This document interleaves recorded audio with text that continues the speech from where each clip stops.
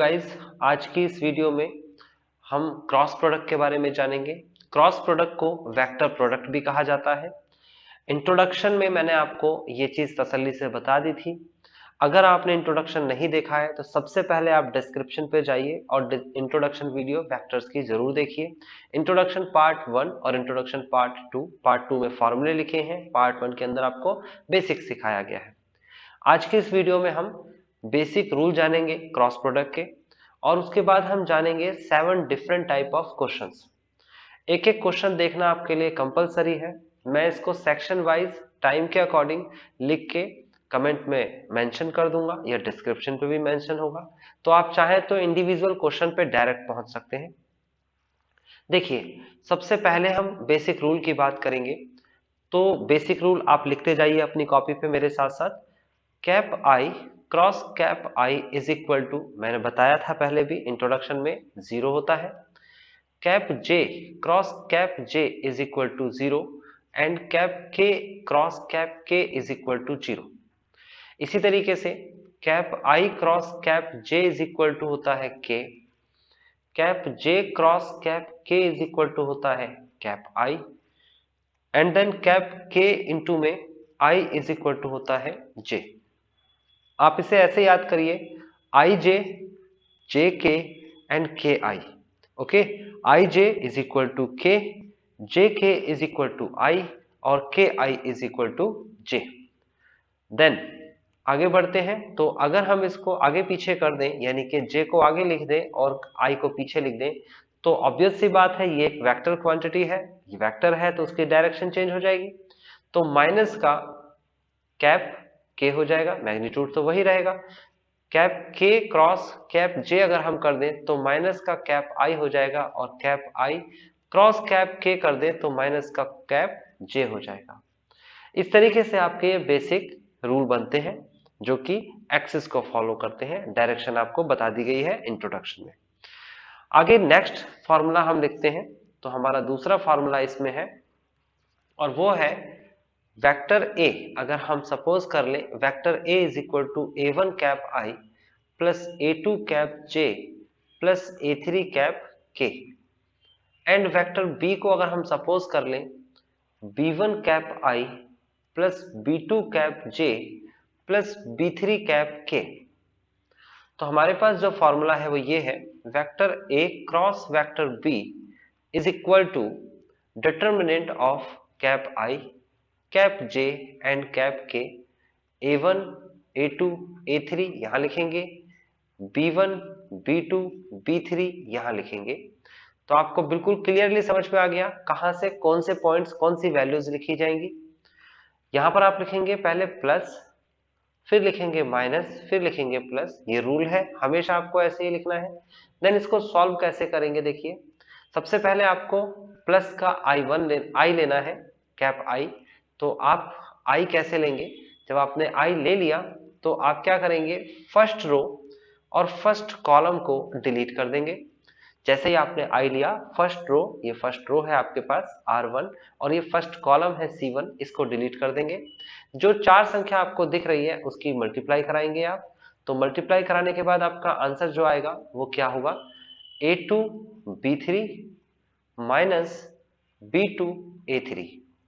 उसके बाद कैप आई जरूर लिखेंगे आप।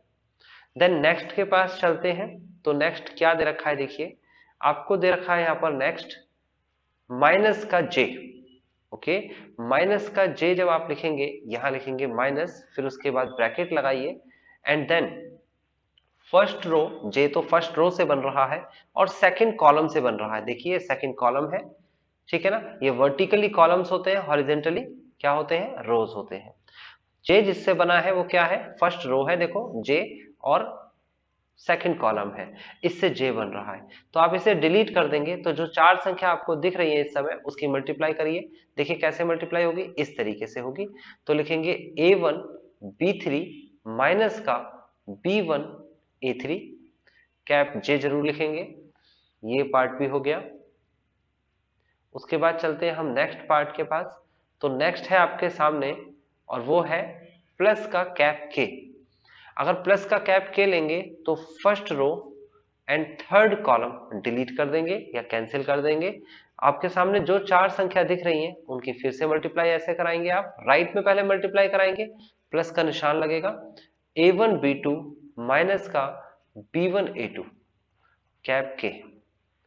तो गाइज आपको समझ में आ रहा है किस तरीके से हम डिटर्मिनेंट को सॉल्व करते हैं। हालांकि आपने मैट्रिक्स वाला सेक्शन अगर देखा होगा तो आपको डिटर्मिनेंट सॉल्व करना आता है, नहीं आता है तो मैंने प्रॉपर तरीके से आपको लिख के दिखा दिया।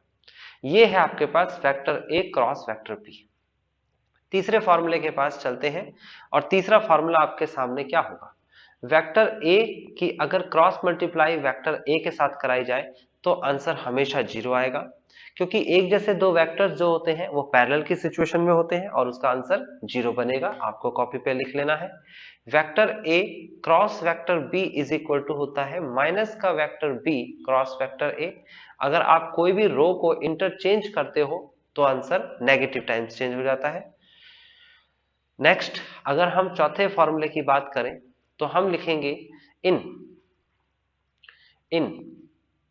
पैरेलल कंडीशन, इन पैरेलल कंडीशन अगर दो लाइंस पैरेलल है, कॉन्करेंट थी तो मैंने बताया था पैरेलल का शेप बनेगा उसमें vector A cross vector A. अगर पैरेलल कंडीशन है, in parallel condition vector A, if vector A parallel to vector B then vector A cross vector B is equal to 0। ध्यान से समझिएगा, डॉट प्रोडक्ट में जब हम देखते हैं तो परपेंडिकुलर में 0 होता है और क्रॉस प्रोडक्ट में पैरेलल में 0 होता है। देन उसके बाद हम देखेंगे इन परपेंडिकुलर कंडीशन, परपेंडिकुलर कंडीशन आप लिखते जाएंगे मेरे साथ साथ। परपेंडिकुलर कंडीशन में क्या होगा, देखिए परपेंडिकुलर कंडीशन बहुत सिंपल है, आपको कहा जाएगा if vector A is perpendicular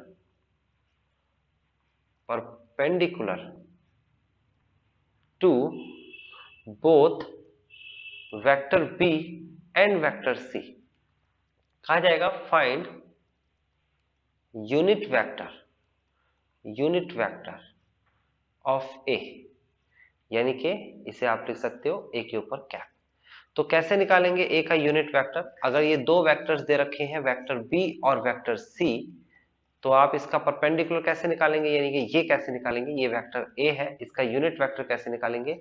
ये फॉर्मूला बिल्कुल सिंपल है, plus minus vector B cross vector C upon में वेक्टर बी का मैग्नीट्यूड एंड वेक्टर सी का मैग्नीट्यूड। ये है परपेंडिकुलर की कंडीशन क्रॉस प्रोडक्ट के अंदर। उसके बाद आगे बढ़ जाते हैं, if neither parallel NOR perpendicular, ना तो पैरेलल है और ना ही परपेंडिकुलर है, उस केस में आप बनाएंगे साइन थीटा का फॉर्मूला लगेगा यहाँ पर। Sine theta is equal to हो जाएगा vector A cross vector B upon में वेक्टर ए का मैग्नीट्यूड और वेक्टर बी का मैग्नीट्यूड। यहां पर आपका ये नहीं होगा फॉर्मूला, सॉरी, यहां पर फॉर्मूला होगा vector B cross vector C का मैग्नीट्यूड। ओके, इसको थोड़ा चेंज कर लेना, सही है। तो अभी क्या करना है आपको, सिंपल सा काम है, बहुत सिंपल है कि अगर आपको एंगल निकालना है दो वेक्टर के बीच में और क्रॉस प्रोडक्ट के तरीके से एंगल निकालना है तो कैसे निकालोगे, आप इस तरीके से एंगल निकालोगे। आगे बढ़ जाते हैं, आगे हमारे पास है अब की बार फॉर्मूला नंबर 5। तो इसमें आपको क्या समझना है, आपको समझना है किस तरीके से एरिया ऑफ ट्रायंगल निकलता है। एरिया ऑफ ट्रायंगल, तो देखिए अगर आपको एक ट्रायंगल दे रखा है, ये A B vector, okay, A B vector, फिर उसके बाद बी सी वैक्टर, यहाँ पर C B C vector, okay, then उसके बाद ए सी वैक्टर, ये आपका ट्रायंगल बन चुका है। ओके, तो ये आपके पास ट्रायंगल है, आपको इस ट्रायंगल का एरिया निकालना है ना। आप इससे एडजेसेंट साइड्स को वेक्टर ए और वेक्टर बी भी लिख सकते हो, इससे एडजेसेंट साइड्स कहते हैं ना, एडजेसेंट साइड्स। ओके, तो आपका एरिया ऑफ ट्रायंगल यहाँ पर क्या होगा, 1/2 और magnitude of vector A cross vector B. Now 6 है area of parallelogram. Area of parallelogram, तो एरिया ऑफ पैरेललोग्राम क्या होगा, देखिए बहुत सिंपल है। ये आपके सामने एरिया ऑफ पैरेललोग्राम के लिए पहले पैरेललोग्राम बना लेते हैं। ये वेक्टर ए है और ये वेक्टर बी है। मैंने कहा था जो साथ की भुजाएं होती हैं, यानी कि एडजेसेंट साइड्स बोलते हैं इसे, जो साथ में लगी हुई साइड्स होती है ना, एडजेसेंट साइड्स बोलते हैं। ये 2 दे रखे होंगे। अपोजिट साइड्स की बात मैं नहीं कर रहा हूँ, एडजेसेंट साइड्स की बात कर रहा हूँ। तो यानी कि वेक्टर ए वेक्टर बी दे रखा है, तो ऑब्वियस सी बात है इस पर लॉ ऑफ ट्रायंगल लगेगा, तो वेक्टर ये बन जाएगा ए प्लस बी। लेकिन हमें जरूरत तो एडजेसेंट साइड्स की है, तो एरिया का फॉर्मूला होता है vector A cross vector B. बहुत सिंपल है आपका ये फॉर्मूला। देखो हाफ ट्रायंगल का फॉर्मूला ऊपर दे रखा है ये रहा, और हाफ ट्रायंगल ये है, तो हाफ और हाफ क्या हो जाएगा, फुल हो जाएगा। तो ये आपका एरिया का फॉर्मूला हो गया। तो आपने समझा ये कुछ बेसिक रूल जो क्रॉस प्रोडक्ट से रिलेटेड है, इनको आपने कॉपी पे जरूर लिख लिया होगा। अब हम एक एक करके ये साथ के साथ क्वेश्चंस और ये टाइप्स कर लेते हैं। देखिए पहला क्वेश्चन क्या है, ये है आपके सामने पहला क्वेश्चन। पहले क्वेश्चन में आपसे क्या कहा गया है, कहता है if a is equal to this vector and b is equal to this vector, find magnitude of a cross b। बहुत सिंपल सा है, आप मेरे से पहले भी कर सकते हैं। और अगर आप स्टार्ट कर रहे हैं, यानी कि ये टॉपिक आपने पहले नहीं किया है, तो पहले मुझे देख लीजिए, फिर इससे रिलेटेड आप असाइनमेंट्स कर लेंगे। जो मैंने असाइनमेंट आपको डिस्क्रिप्शन पे दे रखा होगा, वो असाइनमेंट आप जरूर करिएगा। डिस्क्रिप्शन पे जरूर जाइए, वहां जाके अपनी प्रैक्टिस और अच्छे से करिए। देखिए अभी फिलहाल क्या करना है, vector A cross vector B पहले निकालना है सॉल्यूशन में। तो कैसे निकालना है, आप लिखेंगे cap I, cap J and cap के। उसके बाद आप कॉफिशिएंट ऑफ कैप आई, यानी कि ए का वेक्टर ए के जो कॉफिशिएंट्स है उसे लिखेंगे। तो क्या होगा इसमें, कैप आई का कॉफिशिएंट फिलहाल क्या है 1, फिर उसके बाद कैप जे का कॉफिशिएंट क्या है 3, फिर कैप के का कॉफिशिएंट क्या है -2। आपको समझ में आ गया होगा। वेक्टर ए में से जितने भी आई जे और के साथ की वैल्यूज है उसे लिखना है। अब बी की बात कर लेते हैं, ये रहा बी वेक्टर। तो आई का कॉफिशिएंट क्या है -1, जे का कॉफिशिएंट यहाँ पर नहीं है तो आप 0 लिखेंगे, और के का कॉफिशिएंट क्या है 3। बहुत आसानी से आप लिख सकते हैं इसे। अब उसके बाद आपको यहाँ प्लस, यहाँ माइनस और यहाँ प्लस लिखना है, और उसके बाद डिटर्मिनेंट को सॉल्व करना है। जिस स्टूडेंट को डिटर्मिनेंट सॉल्व करने में दिक्कत आ रही है, तो वो ध्यान से देखें कैसे डिटर्मिनेंट सॉल्व होता है। अधिकतर स्टूडेंट तो इसे इजीली कर लेते हैं। पहले आप क्या लेंगे, कैप आई लेंगे जो कि पॉजिटिव है, उसमें फर्स्ट रो और फर्स्ट कॉलम को डिलीट कर देंगे, मतलब कि आप इसे रिमूव कर दीजिए अपने दिमाग से। आपको 4 संख्याएं दिखनी चाहिए, उसमें पहले राइट की मल्टीप्लाई कराएंगे, यानी कि 3 3 9 हो जाएगा माइनस का, फिर उसके बाद लेफ्ट की मल्टीप्लाई कराएंगे तो ये हो जाएगा 0। ओके, कैप आई जरूर लिखना है। देन उसके बाद आगे बढ़ते हैं। आगे आपको क्या दे रखा है, देखिए ये है आपके पास सेकंड, यानी कि माइनस का कैप जे। तो माइनस का कैप जे लिखेंगे तो उसके लिए पहले माइनस का निशान लगा दीजिए, ब्रैकेट लगा दीजिए। अब देखिए गौर से, तो यहाँ पर first row and second column को डिलीट कर दिया। जो मैंने अंडरलाइन किया है, ये हाईलाइट किया है, इसको डिलीट कर दीजिए। जो बाकी संख्या बची, यानी कि 1 की 3 में मल्टीप्लाई कराइए तो आएगा आपके सामने 3, फिर माइनस का निशान लगाइए, फिर उसके बाद आप -1 की -2 में मल्टीप्लाई कराइए। देखिए -1 की मल्टीप्लाई -2 में जब कराएंगे तो माइनस और माइनस हो जाता है प्लस। ध्यान रखना निशान भी प्लस का लगता है मल्टीप्लाई करते वक्त, ठीक है। और 1 की मल्टीप्लाई 2 में कराएंगे तो आंसर 2 आएगा, तो फाइनली प्लस का 2 आ जाएगा। तो यहाँ पर आप प्लस का 2 ही लिखेंगे डायरेक्ट। ओके, जे जरूर लिखना है, देन प्लस का निशान लगाइए। उसके बाद आप क्या करेंगे, देखिए यहां पर आ जाता है आपके सामने थर्ड केस, यानी कि प्लस का कैप के। तो कैप के कैसे निकलेगा, first row and third column को डिलीट कर देंगे। देन सबसे पहले आप राइट की साइड मल्टीप्लाई कराएंगे तो 0 ही आना है, माइनस का निशान। फिर उसके बाद आप मल्टीप्लाई कराएंगे -1 की मल्टीप्लाई 3 में। देखो -1 की मल्टीप्लाई कराएंगे आप प्लस के 3 में, तो माइनस और plus is equal to minus होता है, माइनस प्लस माइनस होता है, आपको ये बात पता होनी चाहिए। 1 की मल्टीप्लाई 3 में कराएंगे तो 3 आएगा, तो फाइनली हमारा आंसर आएगा -3। देखिए माइनस का हमारे क्वेश्चन में यानी फॉर्मूले के अकॉर्डिंग लगेगा, और ये माइनस का हमारी कैलकुलेशन के बाद आया है। तो ये बात बहुत केयरफुली याद रखेंगे कि आप जब भी नेगेटिव आए आप इस तरीके से 2 ब्रैकेट लगा लीजिए, फिर उसके बाद कैप के लिख लीजिए।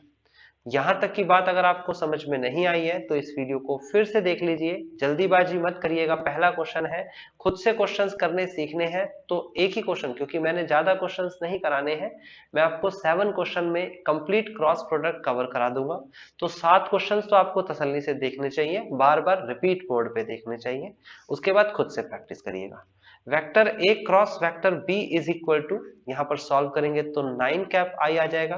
फिर उसके बाद 3 माइनस का 2 1 होता है, और बाहर माइनस है तो आप लिखेंगे जे, 1 लिखने की जरूरत नहीं होती। माइनस और माइनस प्लस होता है तो ये प्लस का 3 हो जाएगा, 3 कैप के। तो आपको क्या समझ में आया? आपको समझ में आया कि वेक्टर ए और वेक्टर बी जब दे रखा है तो उसका क्रॉस कैसे निकला है। अब मैग्नीट्यूड का फॉर्मूला कैसे निकालते हैं हम? मैग्नीट्यूड तो मैं आपको पहले भी बता चुका हूं। मैग्नीट्यूड, तो मैग्नीट्यूड का ये सिंबल होता है vector A cross vector B है, ये दोनों ऊपर बाहर की तरफ मोड़ लग गया, ये मैग्नीट्यूड का सिंबल है। आप लिखेंगे रूट ऑफ 9 का स्क्वायर प्लस माइनस 1 का स्क्वायर प्लस 3 का स्क्वायर। तो 9 का स्क्वायर आपके सामने आ जाएगा 81, प्लस का 1 का स्क्वायर 1 आ जाएगा, प्लस का 3 का स्क्वायर 9 आ जाएगा।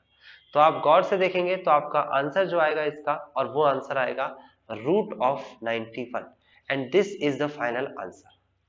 तो गाइज अच्छे से देख लीजिए, एक क्वेश्चन अगर आपको समझ में आ गया है तो आगे क्वेश्चन थोड़े से स्पीडली हम रैपिडली चलेंगे, रैपिड स्पीड होगी हमारी।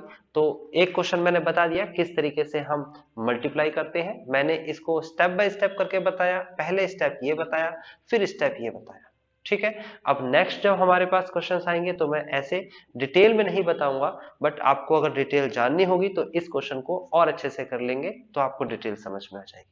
अब चलते हैं हम नेक्स्ट क्वेश्चन के पास। देखिए नेक्स्ट क्वेश्चन आपसे क्या कहता है, ये है आपके सामने next question, question number second. Question number second कह लो या टाइप सेकंड भी कह सकते हो इसे आप। ये कहता है फाइंड अ यूनिट वेक्टर, एक यूनिट वेक्टर फाइंड करनी है परपेंडिकुलर टू बोथ। आपको वो यूनिट वेक्टर निकालना है, यानी कि एक ऐसा वेक्टर निकालना है जो कि जिसका मैग्नीट्यूड एक होगा यानी यूनिट होगा, जो कि परपेंडिकुलर है बोथ दिस एंड दिस, इन दोनों पे परपेंडिकुलर है। तो अभी मैंने आपको स्टार्टिंग में रूल्स बताए थे, आपको क्या कर लेना है, एक वेक्टर को वेक्टर ए लेट कर लेना है, दूसरे वेक्टर को वेक्टर बी लेट कर लेना है, और इस पर परपेंडिकुलर बात कर रहा है और उसका भी यूनिट वेक्टर की बात कर रहा है। तो इन दोनों का क्रॉस प्रोडक्ट निकालेंगे, vector A cross vector B. इसका एक नाम रख देते हैं, वेक्टर सी नाम रख देते हैं, ओके, यानी कि इस वेक्टर का एक नाम रख देते हैं वेक्टर सी, और इसका यूनिट वेक्टर निकालना है यानी कि ये मैग्नीट्यूड। तो बेसिकली ये तो पिछला क्वेश्चन ही हो गया, देख सकते हो पिछले क्वेश्चन को ही हम दोबारा से फॉलो करने वाले हैं। कैसे करेंगे, हम सबसे पहले लेट कर लेते हैं vector a is equal to 4 cap I minus का j प्लस का 3 cap K, and vector b is equal to minus का 2 कैप आई प्लस का j माइनस का 2 कैप के। तो देखिए सबसे पहले आपसे कहता है यूनिट वेक्टर, हम लिखेंगे we know that unit vector perpendicular to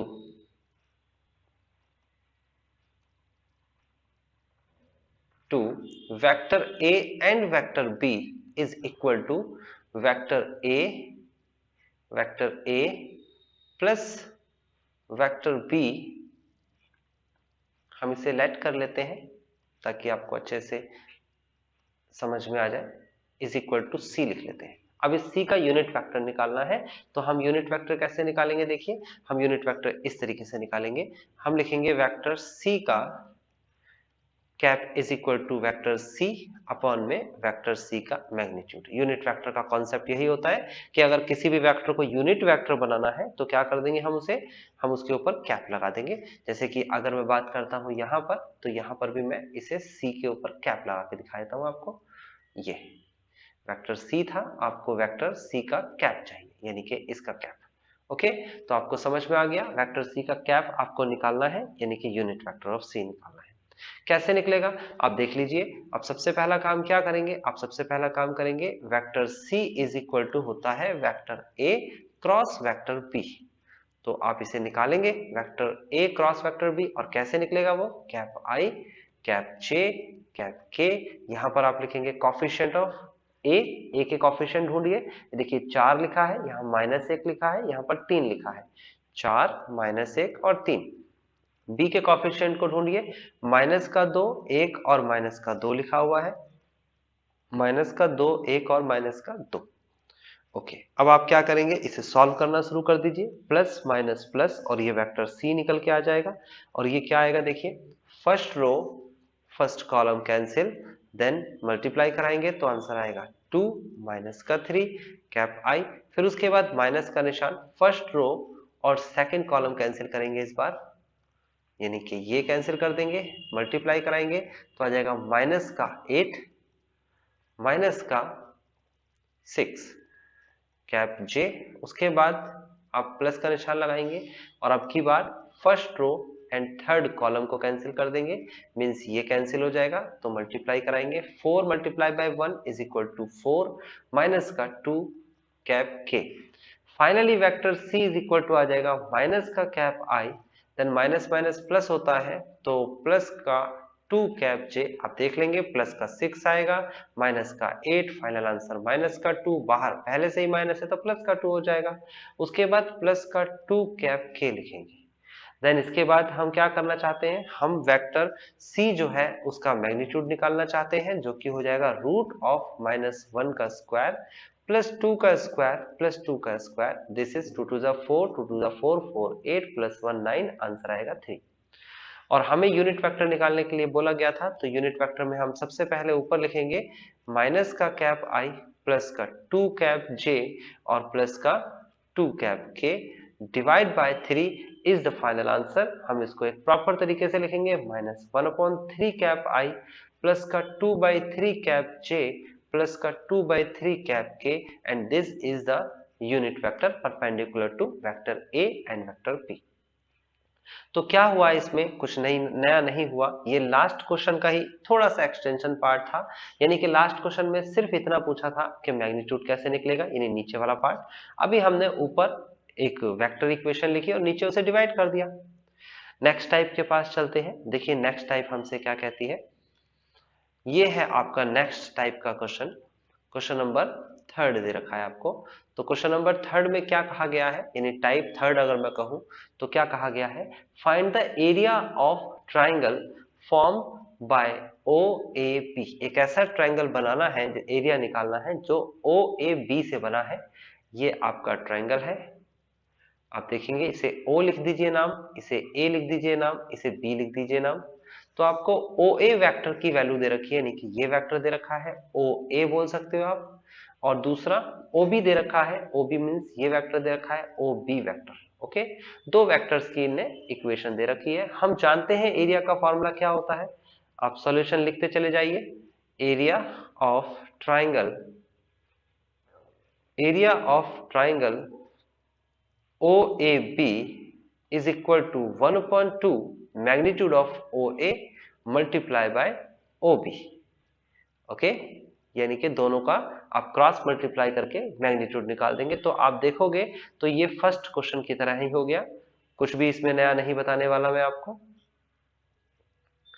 okay, तो यहां पर हम इसे फर्स्ट क्वेश्चन की तरह ही करेंगे। देखिए कैसे करेंगे, फर्स्ट क्वेश्चन की तरह हम लिखेंगे vector OA cross OB is equal to cap I, cap J and cap K। यहाँ पर लिखेंगे 1 2 3 एंड -3 -2 1। आफ्टर दैट वही सेम काम, प्लस माइनस प्लस हमेशा लगेगा। उसके बाद हम इसे सॉल्व करेंगे, तो यही सॉल्व कर लेते हैं आगे। तो हम लिखेंगे first row and first column delete कर देंगे, कैंसिल कर देंगे। हमारे सामने 4 संख्याएं दिख रही हैं, पहले हम 2 की मल्टीप्लाई 1 में कराएंगे माइनस, फिर -2 की मल्टीप्लाई 3 में कराएंगे तो माइनस का 6 आ जाएगा। ये है कैप आई। फिर उसके बाद माइनस का निशान लगेंगे, देखिए आप लिखेंगे यहाँ पर,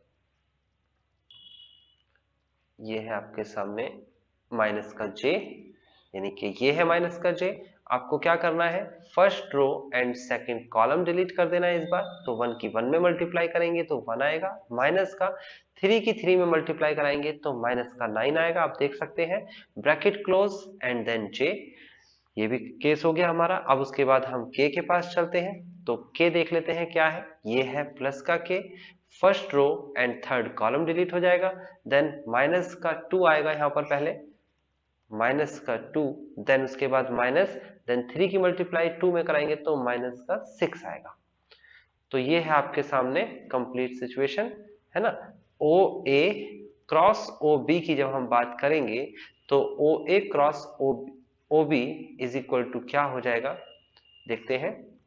ये देखिए, आप माइनस और माइनस प्लस कर देंगे, यानी कि 8 कैप आई, उसके बाद यहाँ पर माइनस माइनस प्लस हो जाएगा तो 9 हो जाएगा, 9 प्लस 1 10 होता है, तो माइनस का 10 कैप जे, यहाँ पर माइनस माइनस प्लस का 6 माइनस का 2, तो कितना हो जाएगा, प्लस का 4।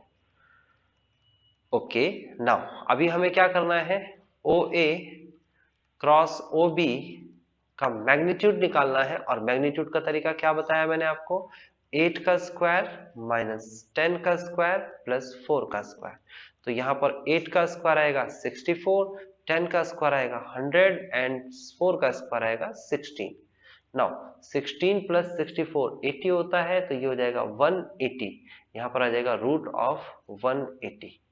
देख लीजिए, 64 प्लस 6 70 प्लस 10 180 आएगा। अब 180 के फैक्टर्स कर लेंगे और इसे बाहर निकाल देंगे। तो हम कैसे फैक्टर्स करेंगे, और एरिया का कौन सा फॉर्मूला लग रहा है हमारे पास, ये फॉर्मूला लग रहा है। तो हम लिखेंगे area of triangle OAB is equal to 1/2 and then इसको फैक्टर कर लेते हैं। 180 के जब हम फैक्टर कर रहे होंगे तो 290 245 and then 3 1s are 3 and 3 5s are 15, then 3 5 then 5 1। Finally ये पेयर बन जाएंगे, तो इसका आंसर आ जाएगा आपके पास 3 2s are 6 रूट 5। ये 6 रूट 5 जो है आपका, ये आ गया है मैग्नीट्यूड। तो आप लिखेंगे यहाँ पर इनटू में 6 रूट 5। आप जब इसे सॉल्व करेंगे आगे तो 2 1s are 2 and 2 3s are 6, तो फाइनल आंसर आपके सामने है 3 रूट 5 स्क्वायर यूनिट्स। तो आपको समझ में आ गया कैसे एरिया ऑफ ट्राइंगल OAB निकाला गया। नेक्स्ट क्वेश्चन के पास चलते हैं अब हम। ये है हमारा नेक्स्ट क्वेश्चन। ओके गाइज, तो ये है क्वेश्चन नंबर 4 या फिर कह सकते हैं टाइप 4। टाइप 4 में आपसे क्या कहा गया है, find area of the parallelogram determined by the vectors. देखिए, ये दो वेक्टर्स दे रखे हैं और पैरेललोग्राम के एरियाज को निकालना है। ये है आपके सामने एक पैरेललोग्राम। ओके, इसी तरीके से बना लेना भाई, ये पैरेललोग्राम आपको नहीं दिख रहा होगा, बट अभी मैं ऐसा ही बना पाऊंगा। ओके, ये पैरेललोग्राम ही है। ओके, तो ये पैरेललोग्राम में 2 एडजेसेंट साइड्स आपको दे रखी हैं, पहली ये दूसरी ये, है ना। अब इसका एरिया निकालना है, कितना आसानी से आप निकाल सकते हो। आप लिखिए सॉल्यूशन, आप लिखिए let vector A is equal to cap I minus 2 cap J plus का 3 cap K, vector B is equal to 2 cap I plus का कैप J माइनस का 4 cap K। Okay, K cap बोल लो या cap के बोल लो, बोल किसी को भी सकते हो, लेकिन लिखना इसी तरीके से। ओके, अभी आपको एरिया निकालना है, तो लिखेंगे we know that area of parallelogram is equal to mod of, यानी फिर magnitude of vector A cross vector B। Okay, ये होता है हमारे पास। तो vector A cross vector B अभी मैंने बताया कैसे निकालना है। बार बार हम एक ही चीज निकाल रहे हैं, अब आपको आ जाना चाहिए। जिसने भी कहा कि स्टार्टिंग में हमें नहीं समझ में आता, देखो मैं बार बार एक ही चीज निकाल रहा हूं। यहाँ पर 2 1 माइनस 4, ये संख्याएं कहां से आई हैं, ये दोनों संख्याएं ये वेक्टर A से आई है और ये वेक्टर B से आई है। देख सकते हो 1 है कोफिशिएंट में, माइनस 2 है और 3 है। वेक्टर B में 2 है, 1 है और माइनस का 4 है। तो ये दोनों के दोनों वैल्यूज कहां से आई है, आपको दिख गई है। अब इसको हम सॉल्व कर लेते हैं, बस सॉल्व करना रह गया है और आंसर आ जाएगा। सॉल्व कैसे करते हैं, वही same process, plus minus plus, first row first column cancel कर देंगे, इसकी multi vector A cross vector B is equal to ये हो जाएगा। आप सबसे पहले लिखेंगे first row and first column cancel कर देंगे, तो ये आ जाएगा आपके पास 8 माइनस 3 कैप आई। देन उसके बाद माइनस का निशान लगाएंगे, first row second column delete हो जाएगा, तो -4 माइनस का 6 कैप जे। उसके बाद प्लस का थर्ड रो कैंसिल हो जाएगा, first row third column sorry, तो हो जाएगा 1 माइनस माइनस का 4 कैप के।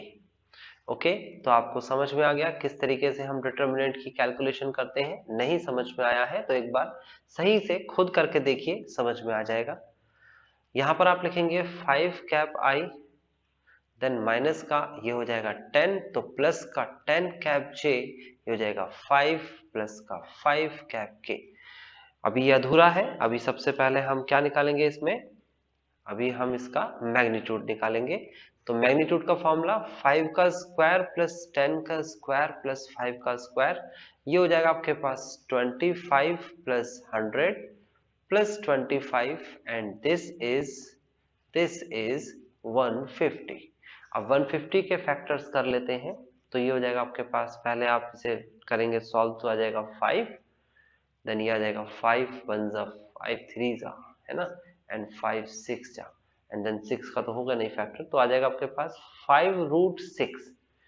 तो area of parallelogram is equal to 5√6 square unit. Okay guys, तो आपको समझ में आ गया किस तरीके से आपने एरिया निकाला है। अब आ जाते हैं हम नेक्स्ट टाइप के पास। ये है हमारे पास टाइप 5, यानी कि क्वेश्चन नंबर 5 कहता है find the area of parallelogram whose diagonals are this and this. इस बार उसने डायगोनल्स दे दिए। देखो यहाँ कंफ्यूजन होती है स्टूडेंट्स को, एक बार फिर से देख लेते हैं। ये है आपके सामने प्रीवियस क्वेश्चन, जिसके अंदर आपसे कहा गया था कि आपको क्या निकालना है, इसमें आपको निकालना है पैरेललोग्राम का एरिया। ओके, इसमें भी एरिया ही पूछा था, पैरेललोग्राम का ही पूछा था, लेकिन यहाँ पर कहता है डिटरमाइन बाय द वेक्टर्स। आपको वेक्टर्स दे रखे थे, एडजेसेंट साइड्स दे रखी थी, एक ये और एक ये, मींस ये एडजेसेंट साइड्स। और अब जो क्वेश्चन हमारे सामने आया है उसमें हमें क्या दे रखे हैं, उसमें हमें डायगोनल्स दे रखे हैं। ये जो है आपके सामने, ये दोनों डायगोनल्स दे रखे हैं। डायगोनल्स मींस कि अगर एक पैरेललोग्राम आप ड्रॉ करते हो तो उस पैरेललोग्राम में ये वाला पार्ट डायगोनल कहलाता है, यानी कि ये है डायगोनल, है ना, और ये है डायगोनल, ये आपका डायगोनल का पार्ट है। ओके गाइस, तो अभी डायगोनल्स की वैल्यू दे रखी है, यानी कि D1 और D2 कह सकता हूं मैं इसे, है ना। तो अब इसे कैसे सॉल्व करेंगे, area of parallelogram when diagonals are given is equal to half of diagonal first cross multiply by diagonal second। तो आपको समझ में आया कि अगर पैरेललोग्राम का एरिया निकालना है और एडजेसेंट साइड से रखी है, तो एरिया का फॉर्मूला होता है vector A cross vector B, और अगर डायगोनल्स दे रखे हैं तो उसका फॉर्मूला आपके सामने है। ये वही फॉर्मूला है, उसी तरीके से बिहेव किया जाएगा जैसे कि एरिया ऑफ ट्रायंगल का निकाला। तो ये बात आपको पता होनी चाहिए, ठीक है। तो अभी हम आगे बढ़ते हैं। Factor D1 is equal to हमारे सामने है 2 कैप आई प्लस का 3 कैप जे प्लस का 6 कैप डे। इसे हम लेट कर लेते हैं फर्स्ट डायगोनल, और सेकंड डायगोनल हमारे पास है 3 cap I minus 6 cap J plus का 2 कैप के, ये सेकंड डायगोनल है। आप लिखेंगे vector D1 cross vector D2 is equal to cap I cap J cap K, यहाँ लिखेंगे 2 3 एंड 6, यहाँ लिखेंगे 3 माइनस 6 एंड 2। ओके, तो फिलहाल प्लस माइनस प्लस करके इसे सॉल्व कर लेते हैं। सॉल्यूशन कैसे करेंगे हम इसमें, बहुत सिंपल है सॉल्यूशन करना। आप सबसे पहले फर्स्ट रो के साथ क्या करेंगे, फर्स्ट कॉलम को डिलीट करेंगे, तो आप इसे लिखेंगे 6 माइनस का 6 36 मीन्स माइनस का 36।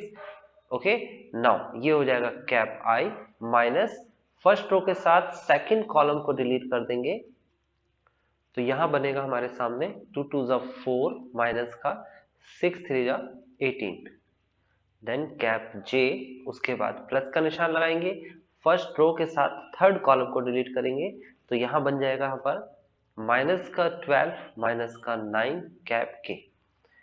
फिलहाल माइनस माइनस प्लस हो जाएगा, यानी कि 36 प्लस का 6 ऐड होगा तो कितना हो जाएगा हमारे पास 42 कैप आई माइनस, यहाँ पर आप घटा देंगे तो आ जाएगा आपके पास माइनस और माइनस, माइनस का निशान आएगा ना, यहाँ पर माइनस का 14 आएगा, माइनस माइनस प्लस का 14 कैप जे माइनस का, इसको हम ऐड कर देंगे, निशान माइनस का लगेगा, 12 संख्या बड़ी है, माइनस का निशान लगेगा। ओके, बड़ी संख्या का निशान लगता है तो आप क्या लिखेंगे यहाँ पर, क्या आ जाएगा 21 कैप के। ये आपके पास D1 क्रॉस D2 आ चुका है, D1 क्रॉस D2। अब आपको क्या करना है, इसका मैग्नीट्यूड निकालना है, तो आप मैग्नीट्यूड कैसे निकालेंगे इसका, ये है इसका मैग्नीट्यूड रूट ऑफ 42 का स्क्वायर प्लस 14 का स्क्वायर प्लस माइनस 21 का स्क्वायर, यह आ जाएगा आपके सामने 42 का स्क्वायर करेंगे तो यह आ जाएगा 1764, 14 का स्क्वायर करेंगे तो यह आ जाएगा आपके पास 196 और 21 का स्क्वायर करेंगे तो यह आएगा आपके पास 441। आप इसे ऐड कर लीजिए तो ये है 4 1 प्लस 6 प्लस 4, ऐड करेंगे तो आंसर आएगा आपके पास 1। ओके, रिमाइंडर का 1 बचेगा, फिर उसके बाद आप 4 प्लस 9 प्लस 6 ऐड करेंगे तो ये आ जाएगा आपके पास 10 प्लस 14, देन 2 0 2 आ जाएगा यहाँ पर, देन 4 प्लस 1 प्लस 7 प्लस 2, इसे ऐड करेंगे, देन 4 और 1 प्लस 1 2, तो फाइनली इसका स्क्वायर रूट निकालेंगे तो वो 49 आएगा। तो ये है आपके सामने बेसिकली इसका मैग्नीट्यूड। ओके, डायगोनल्स का आपने वेक्टर निकाला और उसका मैग्नीट्यूड। अब आपको फॉर्मूला पता होना चाहिए, तो देखिए फॉर्मूला क्या होता है, आपके सामने अभी बताया था मैंने कि एरिया ऑफ पैरेललोग्राम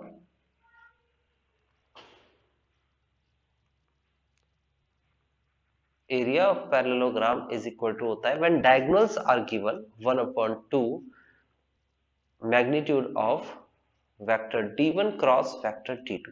ओके, और याद रखिएगा पैरेललोग्राम का एरिया अगर एडजेसेंट साइड से रखी हो तो vector A cross vector B का मैग्नीट्यूड भी होता है, ये मैं बार बार बताऊंगा आपको।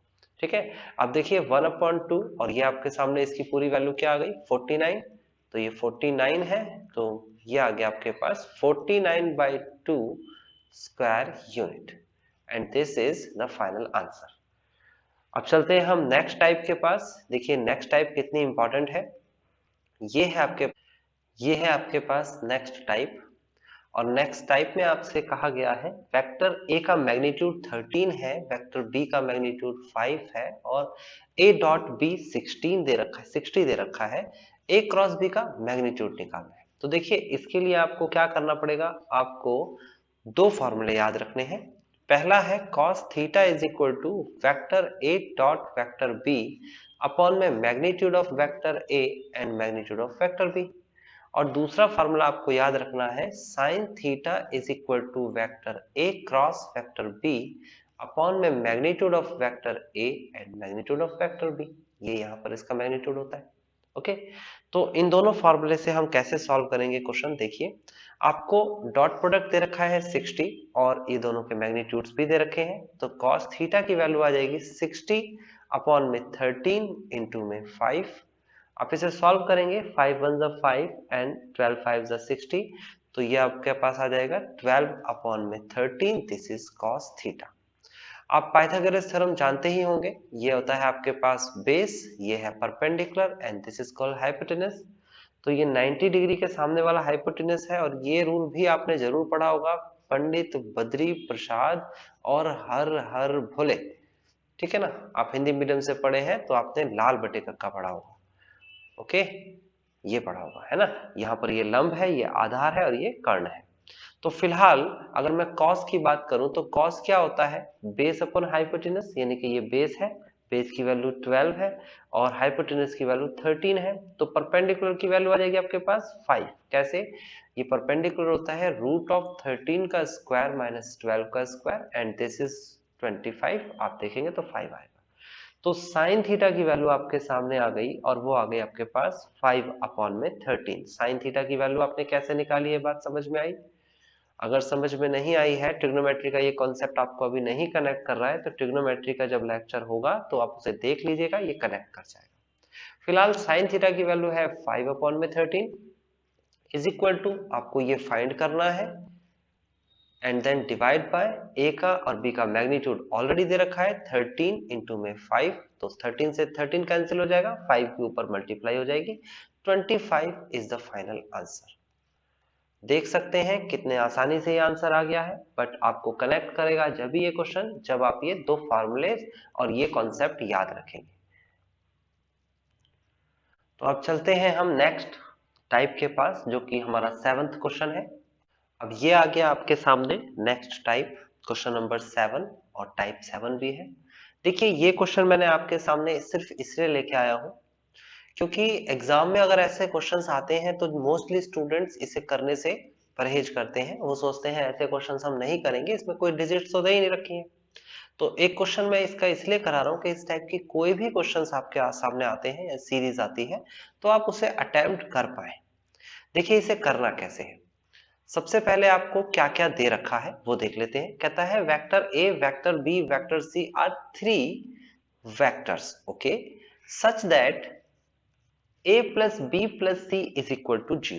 तो यहीं से हम क्वेश्चन स्टार्ट करेंगे।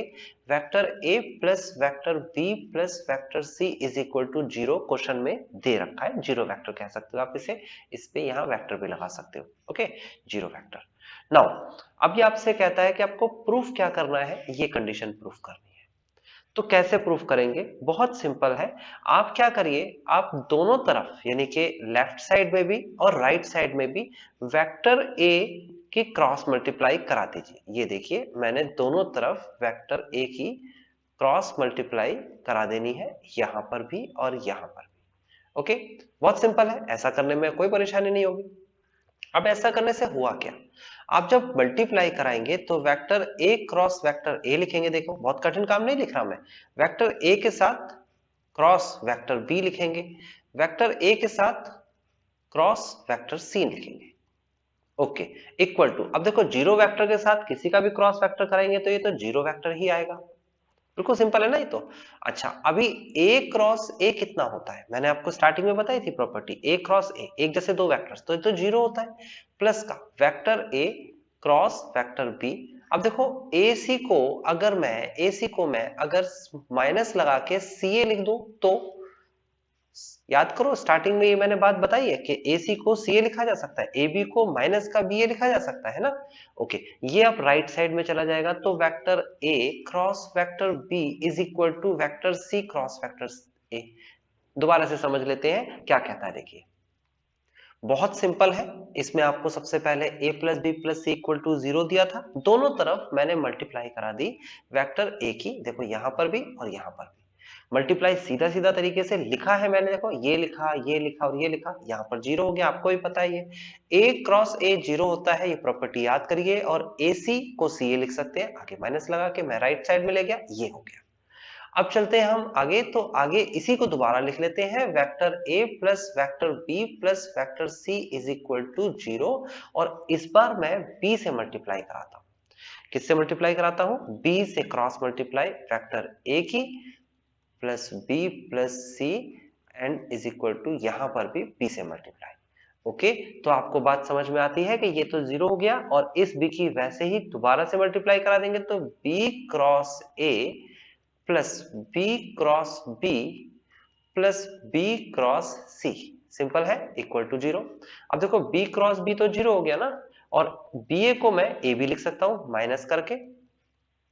ये दो प्रॉपर्टी बताई है, बहुत ज्यादा प्रेशर नहीं है आपको ये दो प्रॉपर्टी याद करने का, है ना।